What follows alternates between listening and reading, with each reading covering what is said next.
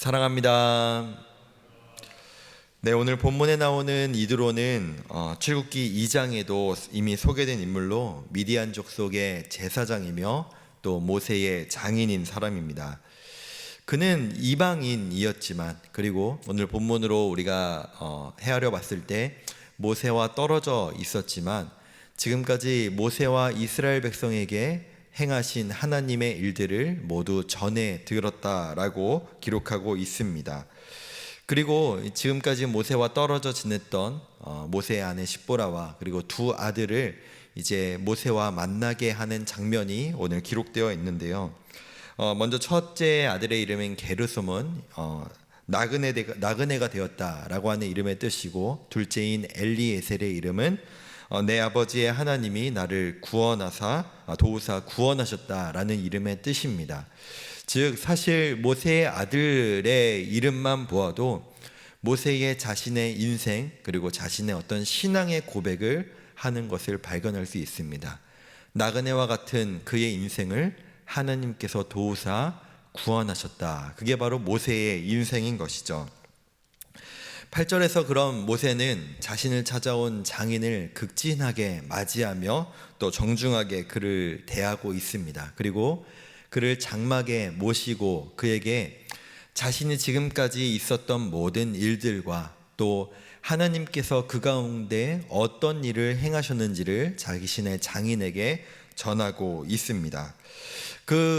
사실 오늘 본문에 보셔도 이드로는 사실은 모세가 지금까지 있었던 일들에 대해서 이미 알고 있었습니다. 그러나 지금 이 장면은 무엇을 의미하는가?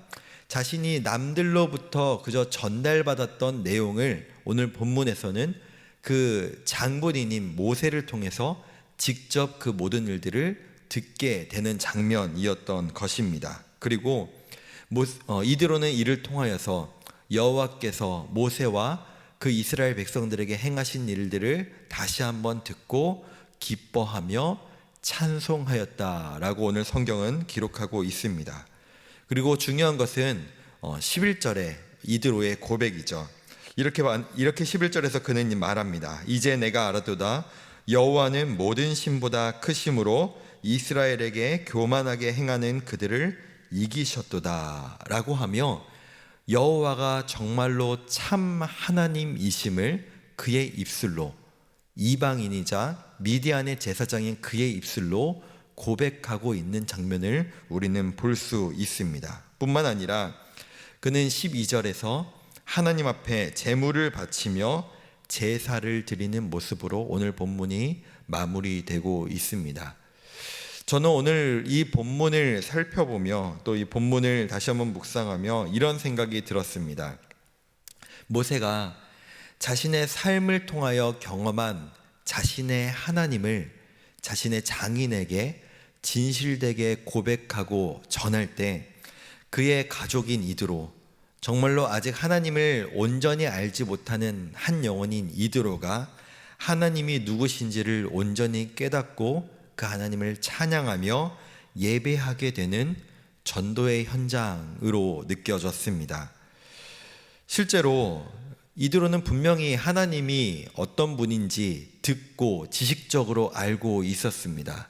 그러나 이 모세의 자신의 어떠한 신앙 고백, 그 경험한 간증으로 인하여 이드로는 그 하나님이 누구신지를 분명하게 알았고 또 자신의 입술로 기뻐하고 찬송하며 모세와 뿐만 아니라 모세와 함께하는 아론과 그 이스라엘 백성들과 함께 제사드리고 예배하며 즐겼다라고 오늘 본문은 기록하고 있는 것입니다.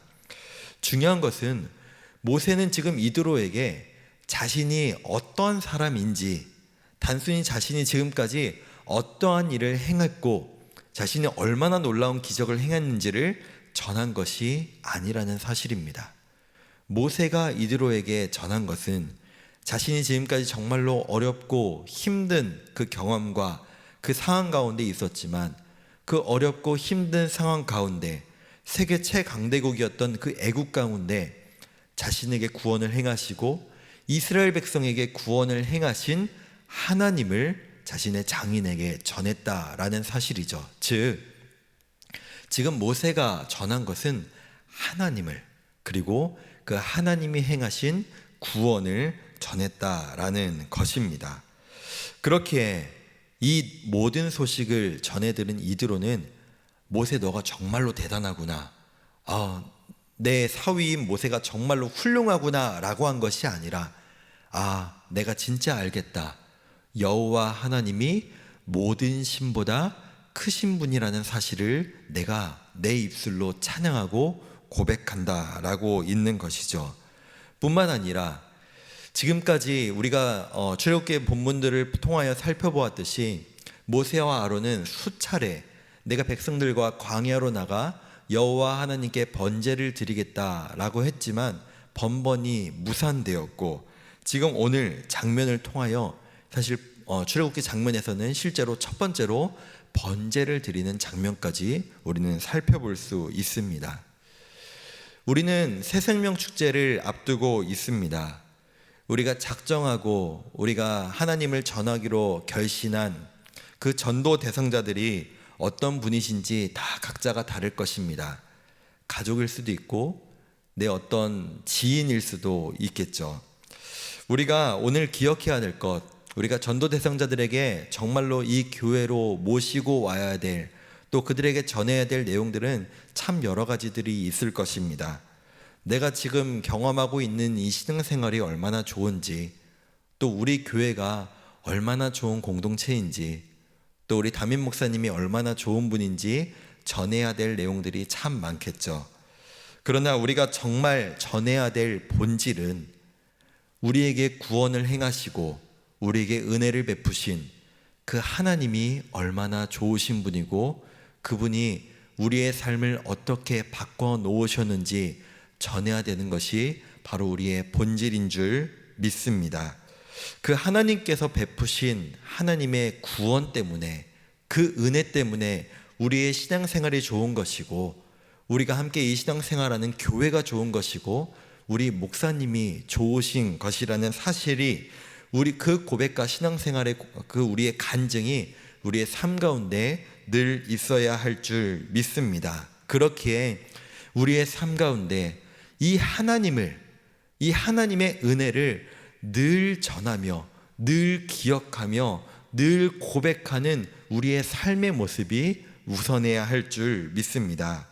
그렇게 사랑하는 성도 여러분, 간절히 바라기는 우리가 이 모세와 이 이스라엘 백성들이 경험한 그 애굽으로부터 구원하신 하나님의 은혜를 우리 또한 늘 경험하며 늘 그 감격 가운데 살아가는 그 풍성히 누리는 은혜가 우리 가운데 있기를 간절히 소망하고 축복합니다.